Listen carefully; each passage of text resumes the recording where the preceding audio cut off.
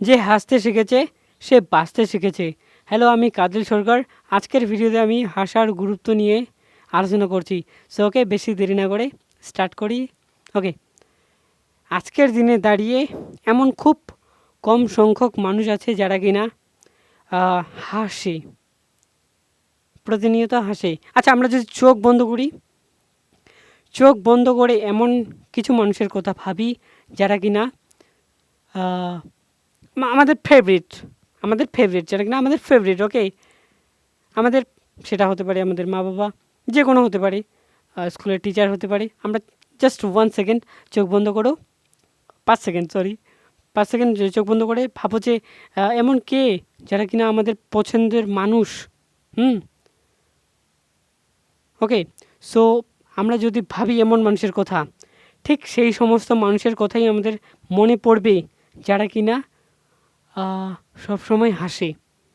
ওকে, আমরা যারা গম্ভীর, নিজের সবসময় গম্ভীর থাকে, হ্যাঁ, তাদের কথা কিন্তু আমাদের মনে থাকবে না, আমরা মনে রাখি না, তাদেরকে আমরা ইগনোর করার চেষ্টা করি, যারা কিনা গম্ভীর।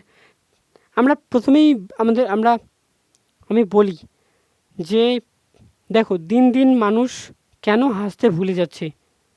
ছোটোবেলায় আমরা প্রত্যেকেই খুব খেলা করতাম, খুব মজা করতাম, মন খুলে হাসতাম। কিন্তু আমরা যত বড় হতে থাকি তত কিন্তু আমরা হাসতে ভুলে যাচ্ছি।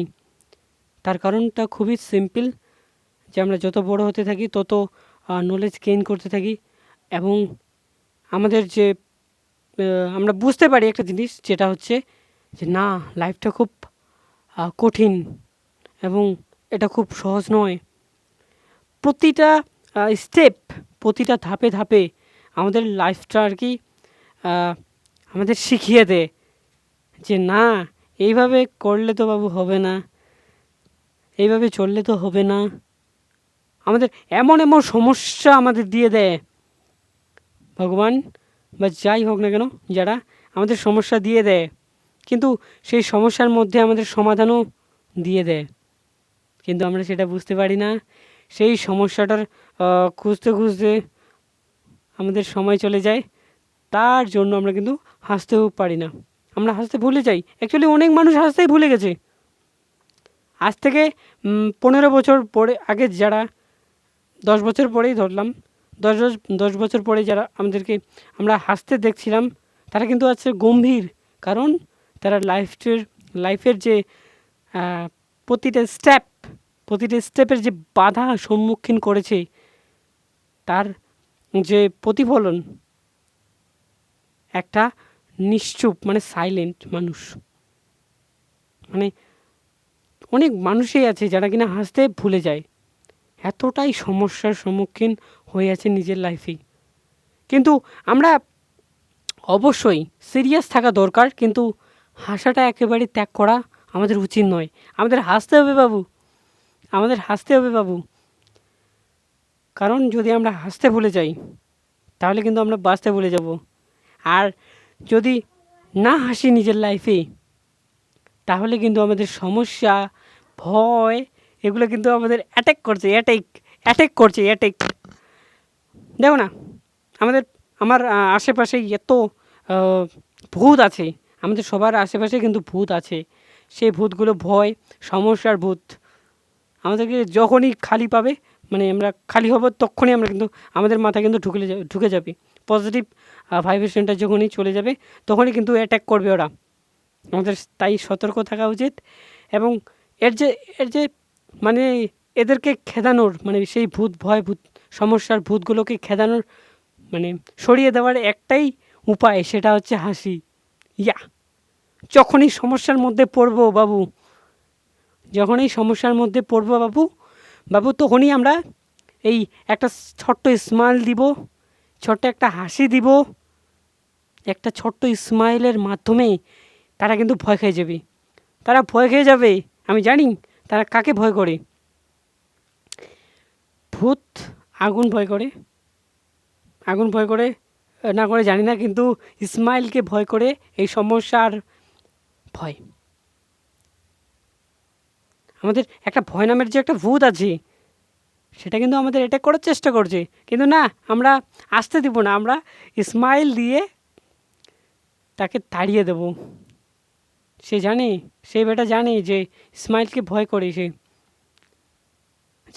সে সে বলবে যে বাহ বাহ, এই বেটা তো খুব সমস্যার মধ্যে আছে, খুব বিপদে পড়ে আছে, তাও হাসছে। হ্যাঁ, এটা কেন তা কি কোনো হয়? সমস্যার মধ্যে সমস্যা আসলে কাঁদে মানুষ, কাঁদে দুঃখ করে, এখানে হাসছে।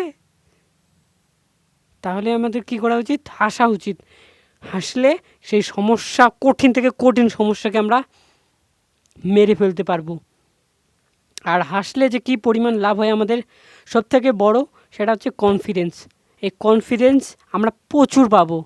কনফিডেন্স আমরা পাবো যদি হাসি, পজিটিভ ভাইব্রেশন নিয়ে যখন আমরা হাসতে শুরু করব না, তখন কোনো ভূতের দম নেই আমাদেরকে আটকানোর, একদম।